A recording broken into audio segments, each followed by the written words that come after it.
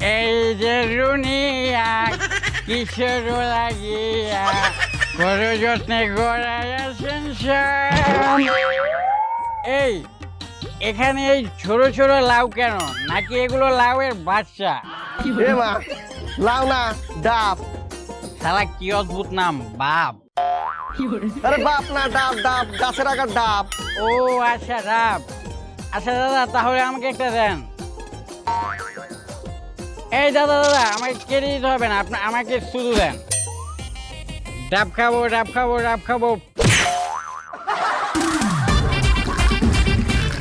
ভাই, আপনার পানি সব ফালা যাচ্ছে, তাহলে খাবেন কি? একদম দাঁড়ান। হ্যাঁ, এবার পানি শালা সবটুকু পড়েছে।